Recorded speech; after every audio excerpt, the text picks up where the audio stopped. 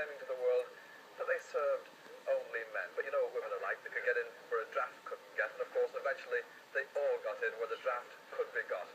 In the space of a generation, they've turned pubs into powder-puff gin palaces. Now, only a handful of those originally men-only pubs remain.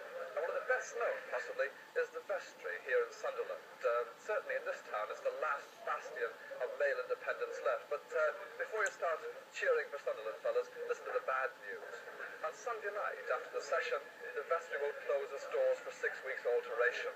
And when it opens them again, it will be to admit women as well as men into these once hallowed surroundings. Aren't you a little bit sad that you're sort of parting with a great tradition? No, not basically. No, we're keeping the atmosphere which is so good in the place, but basically, just having ladies in the door.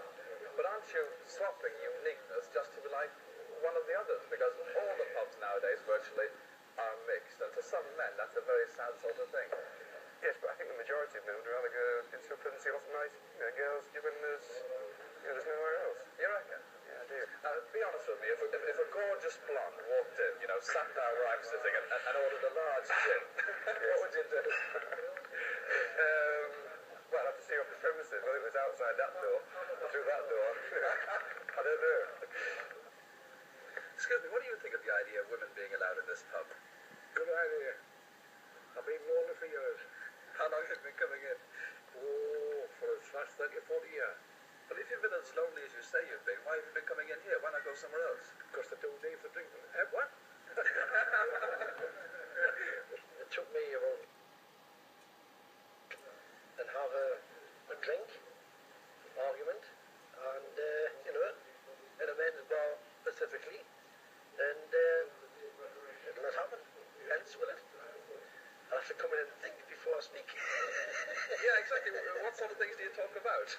Oh, well, various things. You know as well as me. What sort of things do you blokes talk about? Coming in here for years and years and not looking about. You want to be here when someone tell you how they took child in the stocking feet.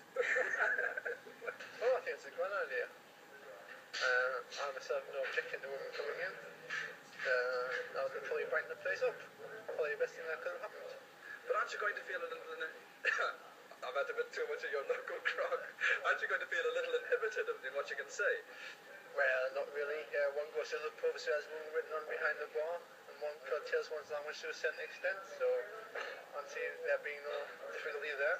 I don't particularly bother about women, it's just something about women being there, say it brightens the place up a bit, Why is it that women haven't been allowed to come in here?